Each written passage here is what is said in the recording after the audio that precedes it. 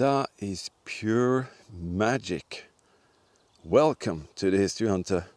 Welcome to our small adventures with the World War II time frame.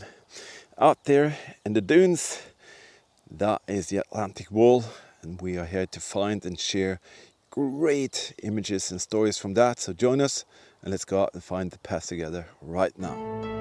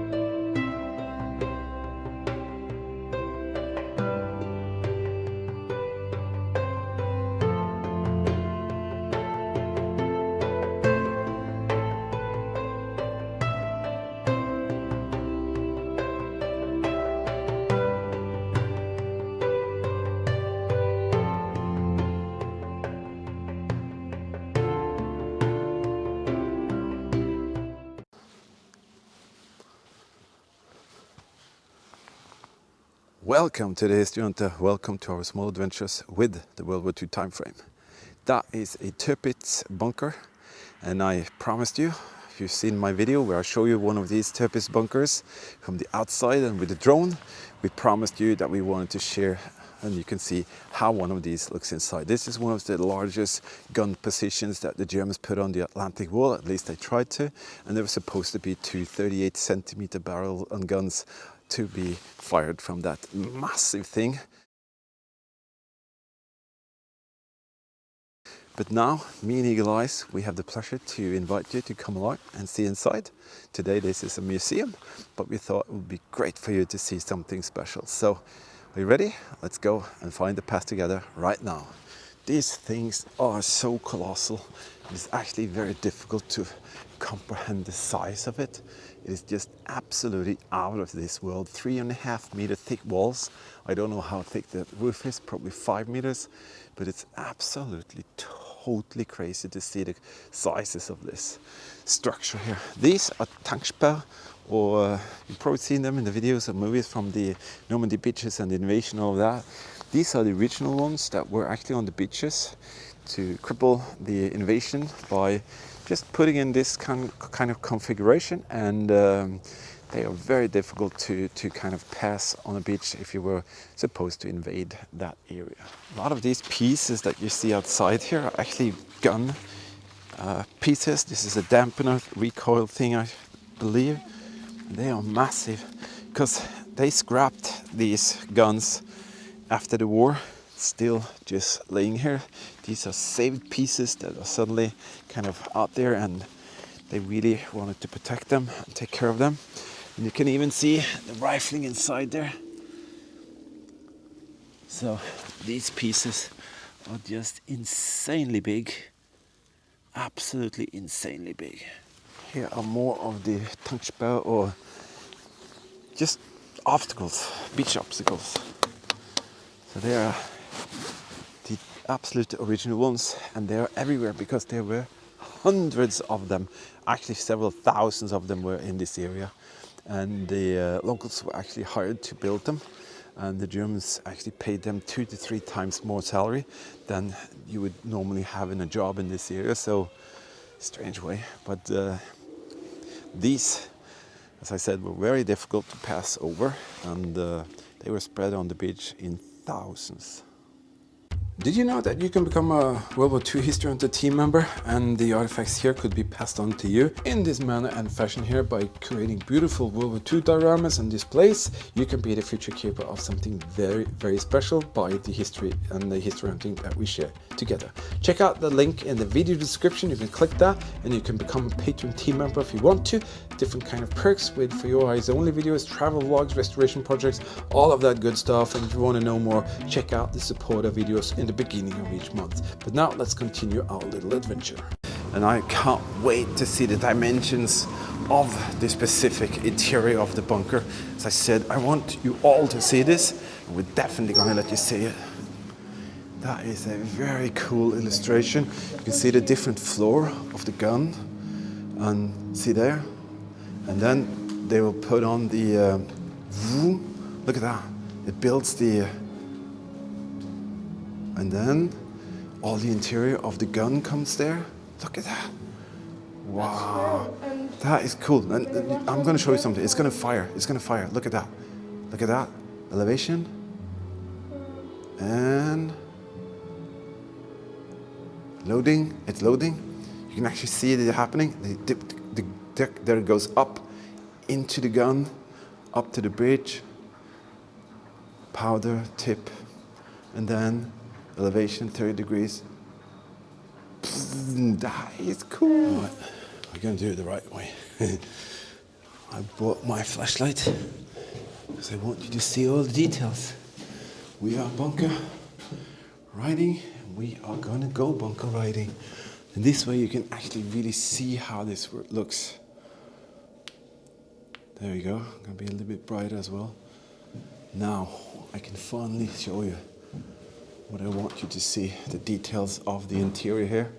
And I just walked 2 kilometers to get this flashlight, so I hope you appreciate it. Give us a thumbs up, comment, subscribe, like. Help us out any way you can. But this is what I wanted you to see. See the girl, this steel thing here, and these here, just been smashed away. And I think they did that because they wanted to get out the precious metals that were actually inside here. And now you can see much better dimensions here. Is that crazy or what? Look at the openings here. And you saw that little model of how all worked in here. I'm going to give you more specific details. This is the floor, which is actually on the level of the ground outside. See the size of this thing? See the thickness of this thing? Absolutely crazy big. Absolutely crazy big. I'm hoping that there are no kind of interfering with the LED lights, but there probably will be. See that? Things are still hanging down from the... There used to be a door frame there actually, so my guess is that was actually a floor. Yeah, these are the floor. Now I get it. These are the floor dividers, and they took away the second floor. I get it. I get it. But how cool. We can actually get a better view of the size of this place. So that's what's happened. These are the floor beams, and they took away the whole floor. Most likely to get gear out of here, as I said, after the war, to cast them and, you know, melt them. I'm going to go inside that huge chamber now. I'm going to see this place really properly. Holy pancake.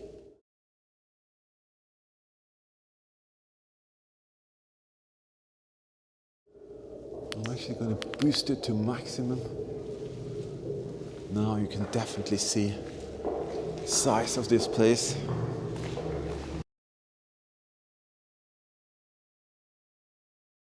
This is where the gun was supposed to be. Yeah, there is the entrance from the second floor, entrance from the first floor. And I don't know what all of these kind of pockets up there are. Must have been something about installing that thing on the top. So there were rods going through into these holes with huge bolts, bolting it down. That's what I think it was. Yeah, I think I've seen a picture of that as well.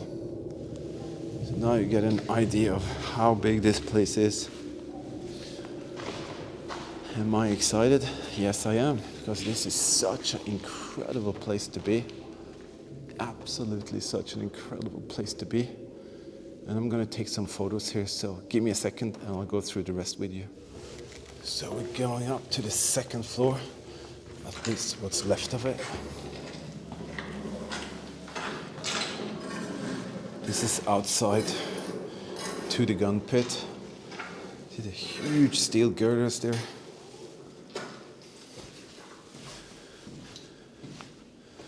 So what is going, why is there a roof here?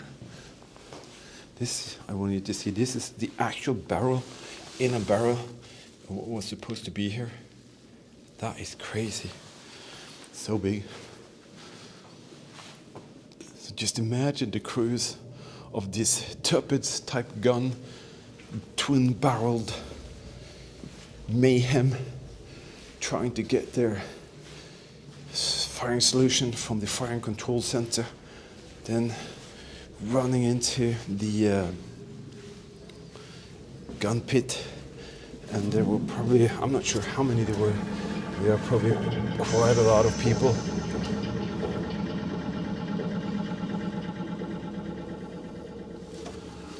Sound effects coming in. But just imagine, could be Hans and Helmut, Wilhelm. Their station was up here, and their station was very important because they were the guys who were in charge of loading this spectacular gun.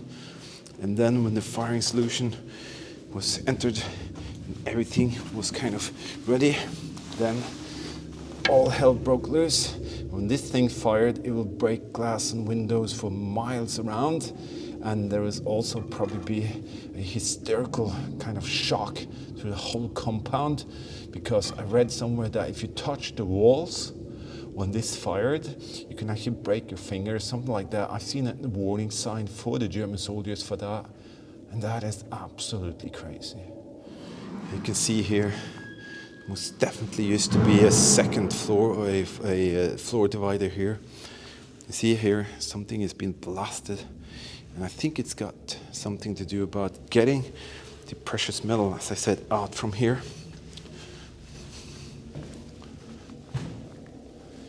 There's definitely a door there.